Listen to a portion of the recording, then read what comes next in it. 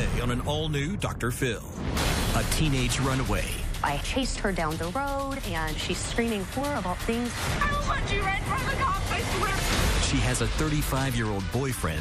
I got a call that this man was shooting at her. I jumped out a window and ran to my neighbor's house. He shot your 84-year-old neighbor in the leg.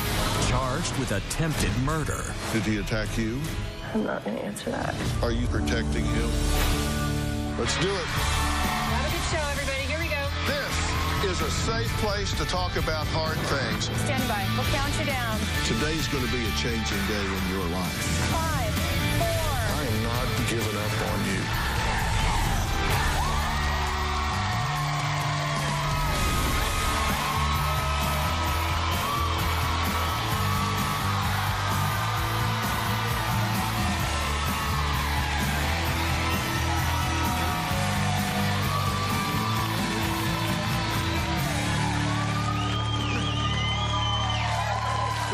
It was just 2 days ago I received an email from a father who says he is desperate to save his 17-year-old daughter. Now, Mark and his ex-wife, Melissa, say that at just 13 years old, Malia began running away, dropped out of school, and became physically abusive to the family. But they say nothing could have prepared them for what was to come. Mark and Melissa say that when Malia was 15 years old, she became involved with a 35-year-old man. A man police claim had a sexual relationship with her and kept her from leaving the bedroom that they shared on one occasion, shooting at an elderly neighbor when he tried to help the girl. Now, until just 6 days ago, Malia and the man she calls her boyfriend were allegedly on the run. That is, until they were finally located living in the woods in Oregon and apprehended by law enforcement. Now, Malia was taken into protective custody and returned to her parents. Her boyfriend, Charles Jackson, was charged with offenses including contributing to the sexual delinquency of a minor, strangulation, and possession of a firearm, to name just a few. Now, he has pled not guilty to all of these charges and is currently awaiting trial. We've reached out to Jackson and his lawyer for comment, but have not yet heard back from them. Mark and Melissa say that they fear if they can't get through to their daughter, she could end up back in the arms of this older man or another one just like him. Take a look. Malia started running when she was about 13. Every time she ran away, we reported her as a runaway. Things changed drastically when Malia met the boyfriend. Malia was 15 when she started a relationship with a 35-year-old man. Malia believes that she loves this man. Malia came back from being with this man that she had visible scars and visible wounds on her. And Malia would say that I fell or I walked into a tree, but then she would tell her friends that the man took her head and slammed it into a car door because he was mad at her. On June 21st of 2017, I got a call from Malia telling me that this man was shooting at her. She was able to jump out of a window, run to a neighbor's house. The man followed with a gun and shot the neighbor. It didn't feel good, I'll tell you. On September 19th, I received a call in the evening that they had caught the man and Malia was with him. When the boyfriend was apprehended and Malia was found, our entire family cheered. Now, in the interest of fairness and balance, I have to say that this man has been charged, but he has been convicted of nothing.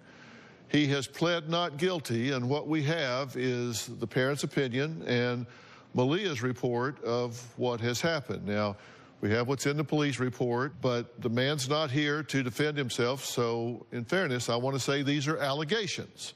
Now, at the request of her parents and to ensure the safety of everyone involved, we enlisted transporters to accompany Malia here to L.A. Here's what happened to Malia when the transporters arrived on her doorstep. When Malia found out that the transporters were outside, she completely lost it. When we showed up on scene, the situation was completely out of control. I'll kill you! There was attacks occurring in the street. Do not. Get that away. Get the away from me, bitch. The father called the police at my request simply because we had now what it looked like an assault in the streets. I'll punch you right in front of the cops. I swear to God I will. I chased her down the road, and she's screaming horrible things. So what is your plan? Our plan is to take temporary legal custody, temporary power of attorney with your permission. Just want to get this signed so we can get her the help that she needs right now. Just for the sake of keeping the peace. She's going with Mom to have a little bit of breather time. And the dad's phone rang, and it's Malia. Malia says, I want to talk to Mike. Yeah, honey, he will come and talk to you, okay? Absolutely, I'll be right there. Thank you for letting me come. We discussed root issues. But you're still going to sign the paperwork because I can't do this without temporary guardianship and power of attorney. There you go. When I think about what happened, I am embarrassed, but also relieved. Okay, I wanted to talk to the two of you before Malia came out here, and she's here, but she's not listening right now because it's time for the adults to talk. I think it's way past time for the adults to talk, frankly. Why did your daughter start running away? Quite honestly, I'm not sure. Mark and I separated when she was 10, and we actually had a very amicable separation and divorce. I got into a new relationship very quickly, and she didn't like that person, and she would run for things, literally would run away because we wanted her to do chores. How old was she the first time she ran away? She was probably 13. You said you got involved with someone else fairly quickly. Yes. Define fairly quickly. About a month after Mark and I separated. Okay, and got involved as in he moved in? It was actually a woman. Moved and in? she did not move in, no. And you say you've done everything you can to help her. Tell me, what would you put on the top of the list of things you've done to help her? I think one of the best things that we tried to do very early on when she was approximately 14, and she was getting into much heavier drugs, meth we knew, and different amphetamines and drinking and marijuana, we did have her go to a lockdown rehab, and we did that twice with her. And every time that she came out, she might have stuck around for a couple of 3 weeks, and then she ended up starting to run again. Okay. She doesn't like rules, and she doesn't like authority. The last full year that she went to school was in the 6th grade, because in the 7th grade is when she started doing drugs. You're saying she hasn't completed a grade since the 6th grade? Yes, That's sir. correct. So she didn't go the 7th, 8th, 9th, 10th, 11th, or 12th grade. You haven't been able to get a single school year out of her in 6 years. Not a single school year. We have done everything from half days to alternative schools to military school. And let me say, because, I mean, a lot of people might be thinking, how do you let a kid just drop out in the 6th grade? I want to be clear. You guys have looked for her under bridges. You've looked for her high and low. You've gone for days hunting for her through neighborhoods, at night, in town, out of town. It's not like you've just sat back and said, well, she didn't want to do it. Just what are we going to do? You've really... Absolutely. And we have filed countless police reports. And every time the police, there are no runaway laws in Oregon. And so the police told us, we can get her, and we could bring her home, but we can't keep her there. We'll talk to her. You can't detain her. Yeah, we'll talk to her. She's gonna run again. She's just going to run again. Yeah. Then she met this 35-year-old man, and we're going to talk about that. On August 27th, Mark and Melissa claimed Malia called them saying that she was ready to come home after being on the run with 35-year-old boyfriend. But instead of rushing to pick her up, what did they do and why? We're going to find out more about that when we come back.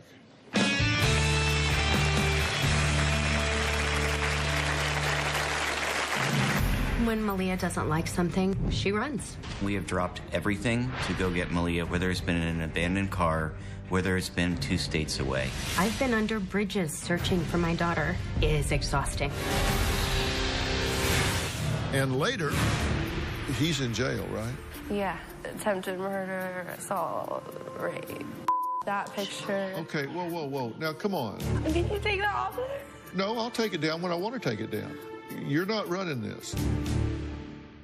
Tomorrow on an all-new Dr. Phil, they accuse his ex-wife. Did she tell the boy she was not going to live? She has of faking cancer. You put our producer on the phone with a nurse. Sharon. There's no Sharon that works at that hospital.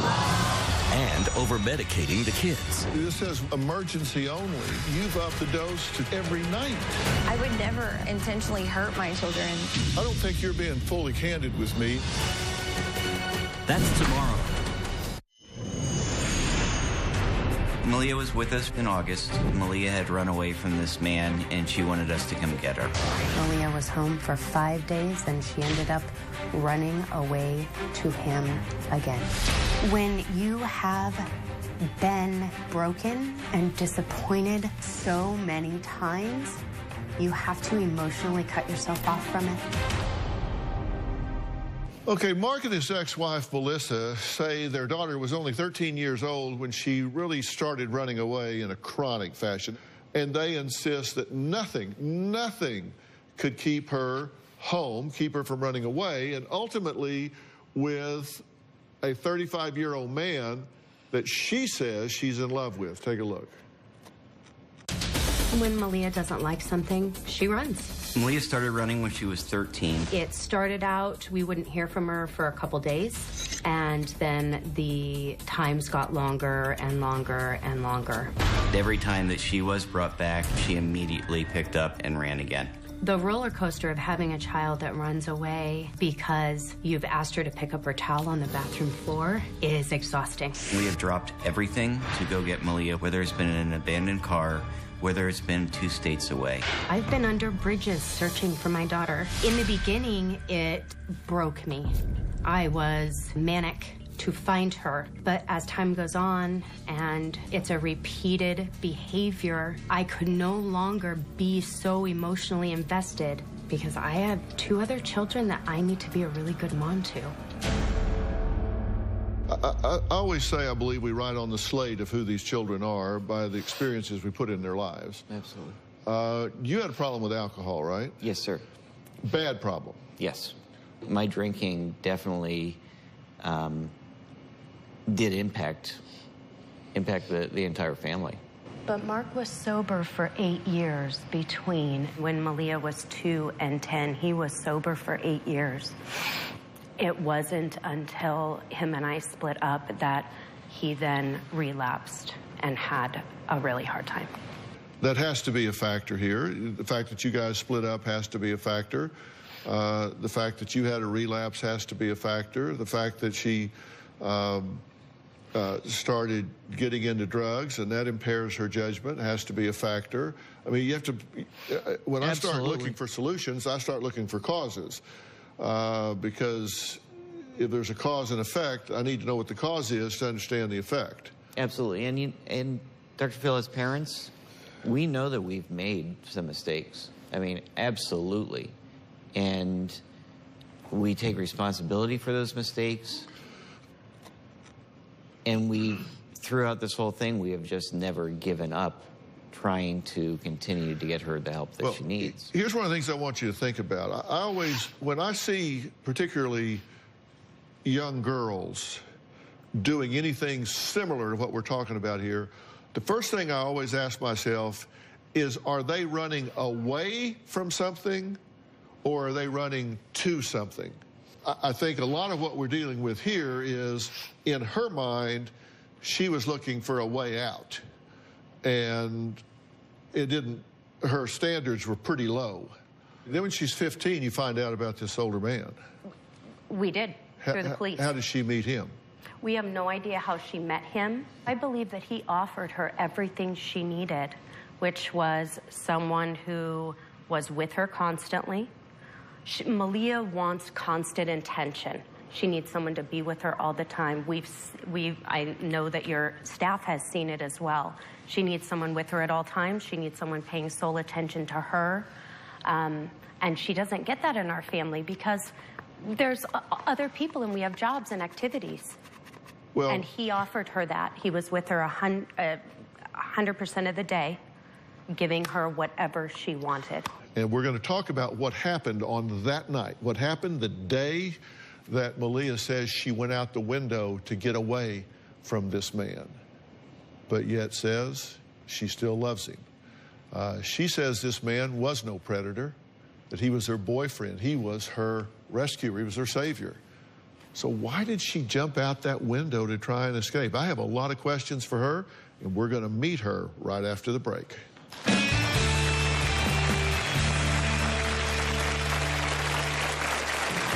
There were times that I was scared in our relationship. Jumped out a window and ran to my neighbor's house. He shot my neighbor in the leg. And later... I'm going to get up and I'm going to walk out of here. I don't need to be here. Well, then leave. Hell, girl, if you don't want to be here, leave. Mom. You're just a loser, Paul. You're the failure of a parent. You're the failure of a parent. Why are you dating a 14-year-old child? That's a fourth-degree felony. You have no job. You are living in the car. I have 2 vehicles. Does the other one have a windshield? My stepdad is guilty of molesting me and my sisters. You know what you did. I didn't do what you said I did. Oh, yes, you did. Your daughter's 14. You say, I'm giving her dope because all kids smoke dope anyway. You have messed her up. You just want to turn it into I'm the bad guy. You are providing your child with alcohol, allowing her to have sex. You are committing a crime. Plus, a woman he's never met. My fiancée, Kimberly, is a truly awesome woman. She's currently stuck in Amsterdam. And she needed money to get home. An act of betrayal. You didn't send Kim any money? No, I didn't. You scammed me out of $200,000, and if I could find you, I'd kill you. A shocking revelation. She's not in Amsterdam. She's here. Come on out.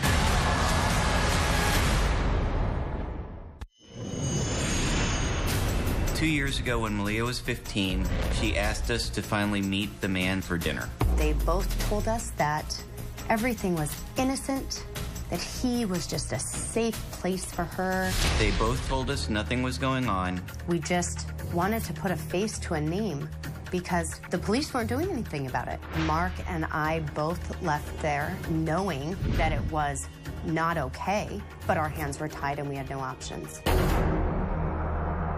Well, Mark and his ex-wife, Melissa, say that they are desperate to save their 17-year-old daughter, who they believe began having a relationship with a 35-year-old man when she was just 15.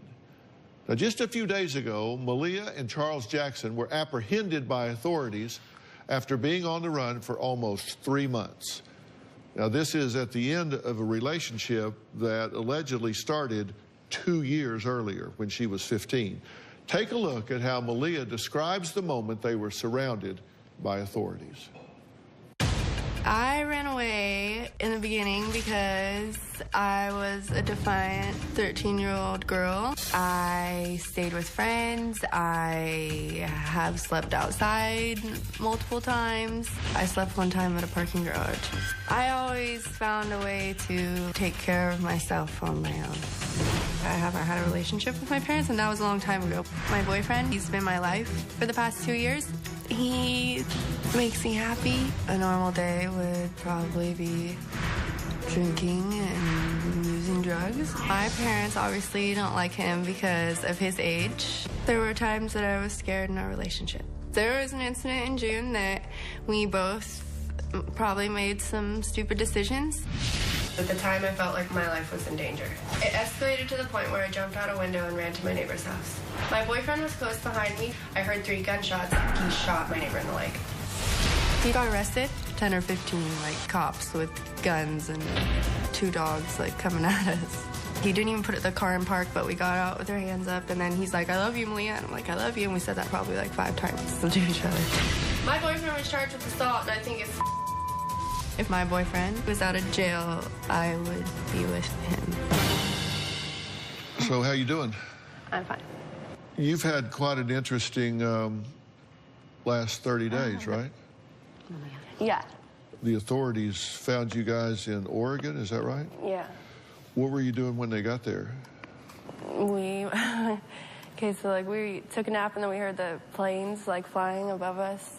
And then we're like, okay, we need to get the out of here. And so we like drove like not even 100 yards down the road. And then there was like a bunch of cops. So you're in a plane going over like too many times? Yeah, and we're like, okay. So at this point, he's in jail, right? Yeah. What's he in jail for, to your understanding? He's in jail for a long list of things. Yeah. Attempted murder, assault, rape, everything. Why is he in jail for what's your understanding about why he's in jail for attempted murder? Because he shot my neighbor in the leg. He shot your neighbor in the leg? Yeah. Because I ran to my neighbor's house, and then my neighbor was a dumbass and went outside and tried to talk to him, and I ran out the back door, but tried to talk to him, and then Charlie's like, lay on the ground, and let me go in the house and get her, and he wouldn't lay on the ground. I guess he smiled at him, and then he turned around and started walking away, and so Charlie like shot him in the leg. He like shot at the ground twice, but then he shot him in the leg. Okay. He wasn't trying to kill him, so like I don't think it should be attempted murder. Now you went out the window. That picture. Okay, whoa. Now come on. Please. Can you take that off there? No, I'll take it down when I want to take it down. You're not running this. Why did you go out a window of a house? I'm not answering anything until that picture's taken down. Well, we'll take it down in a minute. Were you trying to get away from him? Yeah, obviously. Why? I felt my life was in danger, but he made some choices that day that probably weren't right, and I made some choices that day that probably weren't right, so. What choices did you make that probably weren't right? I don't know. I don't know. I don't know. That's a hard question, I guess. What did he do that wasn't right? He let his temper and his anger take control over him, I guess. Did he attack you? I'm not going to answer that. Are you thinking that you're protecting him if you don't answer those things? He hasn't gone to trial yet, and so I don't want to say anything. Well, you know, I've spent most of my professional career in the litigation arena, and I'm trained as a forensic psychologist, which is psychology in the law. And I can tell you that if you present as so mind-controlled by him that you're afraid to speak the truth, you're actually hurting his case, not helping him, but you do what you want. If they watch you and you're so afraid of him that you won't tell the truth. That's not who said that. Well, you're saying that. I'm saying that. That's not what I'm saying is that. the If case. I'm not afraid of him, but I am. You went out the window because you're not afraid of him? Okay, that day I was, but I'm not saying anything because I'm afraid of him. I just don't want any legal issues with me saying anything that could hurt or help the case. I'm sorry, Dr. Phil. What she's doing right now speaks volumes more than if she was talking. You consider yourself to still be a couple, right? Yes, I'm always here for Charlie. He could spend 20 years in the penitentiary. I will be there for him when he gets out.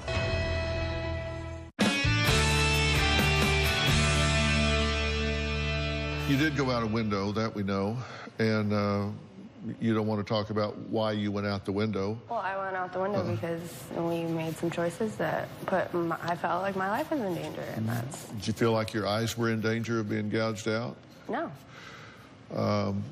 But you felt like you went out the window, you were safer outside the room than inside the room? Yeah.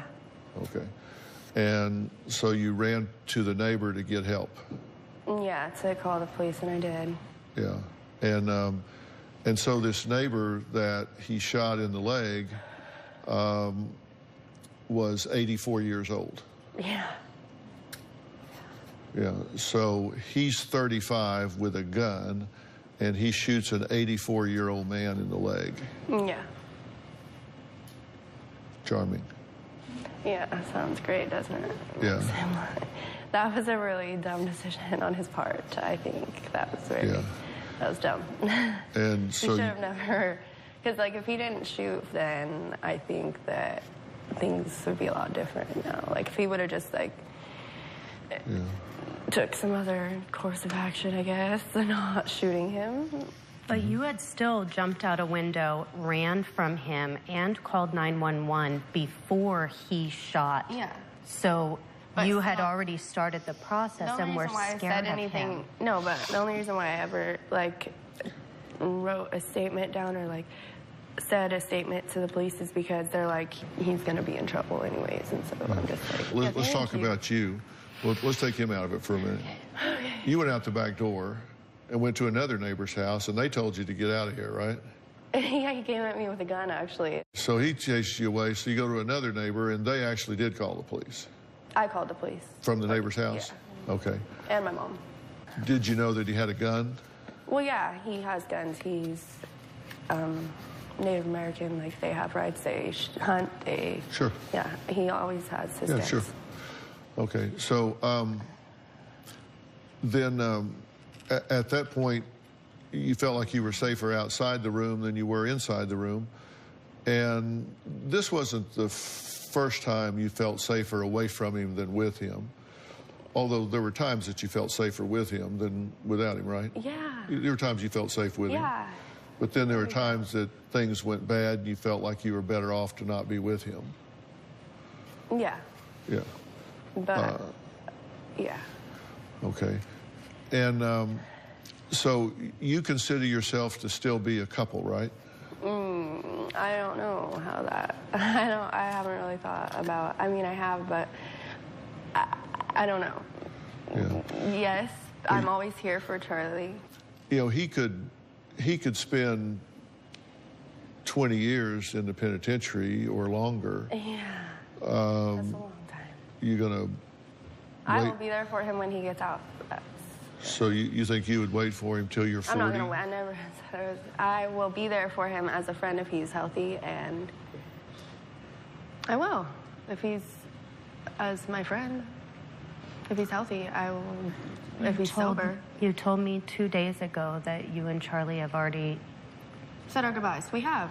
You had talked about how when he gets out, you two are going to be together and you're going to try to get us to be involved with him. That was and kind of just like me dreaming. that was you dreaming. Yeah, I was just kind of. Okay. You said that to me. But that could be like, she could be in her 40s by then, right? And that scares me. He said 70 years or something like that. The paper said 90 months to 70 years. 70 years? 90 months to 70 years, but they said the paper always over-exaggerates things. Yeah. Well, coming up, Melissa and Mark say they have 3 months to get their 17-year-old daughter back on track before she's 18, and they have absolutely no control over her. They say she's been running away since the age of 13, dropped out of school in the 6th grade, and keeps running back to a 35-year-old man that she considers to be her boyfriend. We'll talk more about that when we come back.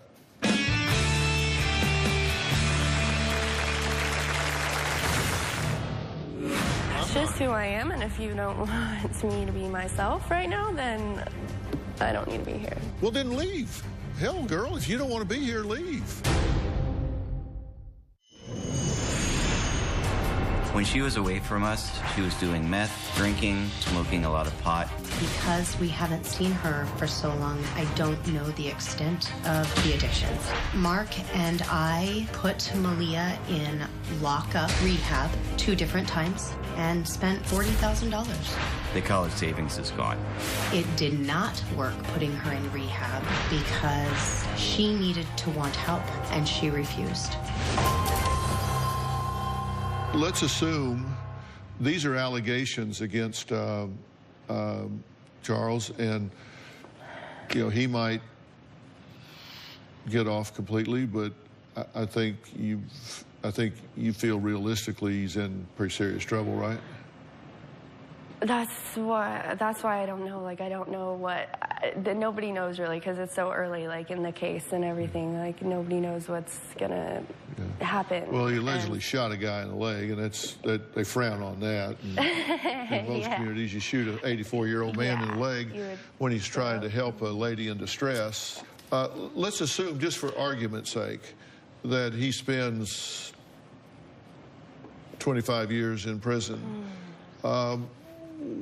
What's next for you? I need to work on a normal life and get my life started, just working on me and not worrying about that. Yeah. And what would that look like, working on a normal life? Living with my mom and going to counseling and getting my GED, getting my license, getting my permit, getting all that, getting a job.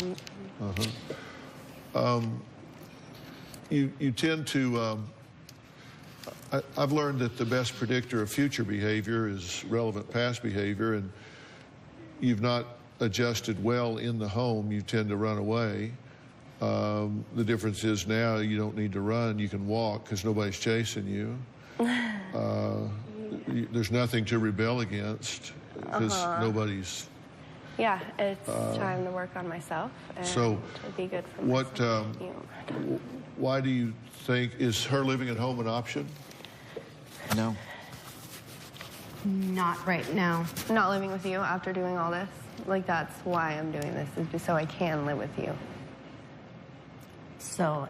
Like, I'm gonna get up and I'm gonna walk out of here if I don't, like, living with you is why I'm here. Like, that's the only thing I want from this, is to live with you. It's a long-term goal, I think. No, that's I'm gonna go home and I want to live with you. And honey, I want you to live with me. But we have continued to tell you that you need to go I can get in counseling. You need counseling, you need to be in school, and we need to look at medication. Yeah. Those are the three things that we've continually asked of you. I'm not getting on medication because of my... And you've refused to do that for 3 years. No, I will go to counseling. I will.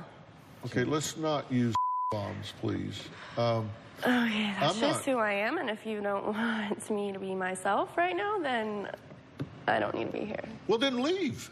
Hell, girl, if you don't want to be here, leave. Mom, is that what you want?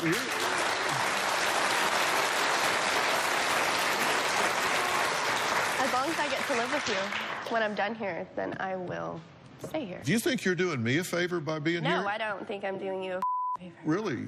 Then you're not. If you want to go, I know. go. I'm trying to be with my family, and well, they're here this is the talking to only me. option. Yeah, I know.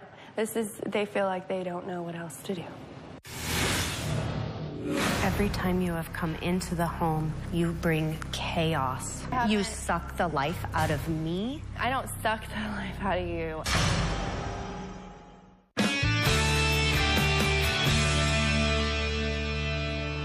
You're being at home. There are 2 other children in the home, right? Yeah. And they deserve a peaceful existence as well. Yeah, and that's okay. There's nothing wrong with that. Malia, every time you have come into the home, you bring chaos into our home. And when you were there for the last 3, before you went back with that man this last time in August, you being there caused your sisters a lot of distress. And she wasn't violent or having outbursts, but you suck the life out of me, and I can't give anything to them. I don't suck the life out of you. I just take your attention that needs to be given to me that I haven't had in years. And the girls aren't used to having another person in their life that takes a little bit of your attention away. And I feel like I deserve a little bit of your attention. Of course you do. You absolutely do. Of course you do. But when you come in, you suck all of me. Well, obviously, for a minute, I'm gonna need a little bit of your more attention than the girls. Because it's new. But that's been happening for years. Well, I've never stayed long enough for anything to get better. Right, you have not, because you run And the girls looking at it from their eyes, they get close to you. They are so happy you're back in the house. And then the chaos starts, and they get hurt, and then you leave, and they're hurt because you leave. Yeah. And you come back, and they think everything's going to be okay, and they have their big sissy. Well, that's what I think, too. And then you leave. That's what I think, too. I don't plan on, like, coming back and leaving and coming back and leaving. And now that he's gone for however long, it's going to be... I know it was before him that I would come back and leave and come back and leave, but, like, it's a lot different. It's been with him as well. He would. Yeah, I know that. That's what I'm saying. At the rest area. I know that's what I'm saying. So now that he's not here to do that, it's probably gonna be a little bit. Okay, could I ask you a question? What? Just your opinion. Yes. What do you think is your biggest obstacle or your biggest barrier to kind of getting back into the mainstream of life? I don't see any obstacles. I feel like they're trying to put up obstacles. Like, I can do this. I can go to counseling. I can get my GED. I can get my license and my permit, and I can do all that. Time is obviously a big thing, and, like, I just want, it's never been just like, okay, Malia, like, come home, and we'll love you, and if you do the normal kid things, like I'll clean, I'll do chores, I will do whatever, I will not leave past a certain time if that's what they really want. But it's never just been that. It's been like, oh no, you can't come home yet, you have to, like, stay away. Because, by the way, I don't think this is all your fault, by the way. I think this is a family issue, not a Malia issue. Yeah. I think you get the finger pointed at you a lot, but I don't think it's all you. I think you're reacting to a lot of stuff that's been thrown at you. Is Malia really committed to getting back on track? I mean, I kind of think she is, but we're going to talk about that after the break.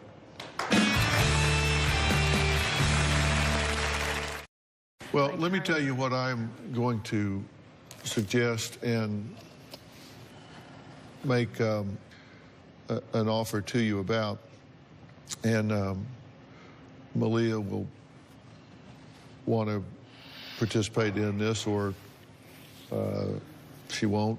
You know, that's up to y'all, and you can do this a lot of different ways. Malia, I want to introduce you to Marcella Rondini. She's the clinical director and licensed marriage and family therapist for Polaris Teen. And Polaris Teen is an individualized residential mental health treatment center for teens. And Marcella, you guys work with teens and their families that are really having a difficult time getting through life and getting to the next level. And this is one of those situations. And I chose this particular program because you work for two reasons. One, you work in such an individualized, customized way without an emphasis on medications, and you work with families, not just the teen. Is this a situation that you think you can help this family? Yes. Hi.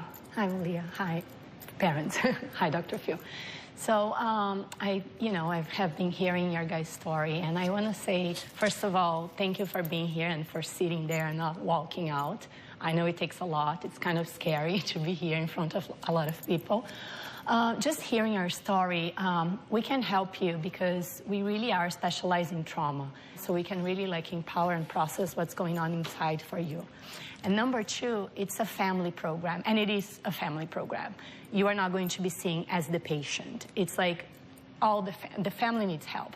And as you guys are saying, you want to go home and you want this to work, right? You don't want to go home and in a few days, things get very overwhelming and then you have to leave, right? You want this to be, okay, I want to go home, I want to do that. So we need to help your family to be ready. How does this sound to you? No. I'm sorry? No. Okay. Well, then that's a decision that you parents will need to make, and I'll let you guys sit down backstage and talk about this. My interest is not where you are in 2 weeks, it's where you are in 2 years and 5 years and 10 years. And we'll find out how sincere you are, whether you're willing to put in the work and whether you guys are willing to put in the work. But I will not or do any inpatient. Whether you're not. No, I am not going to be sent away again. I'm not going to do it. I want to thank all of my guests today. A special thanks to Marcella from Polaris Teen. We'll see what this family decides to do. For more information on today's show, you can log on to drphil.com. You can also join on the conversation today on Facebook and Twitter.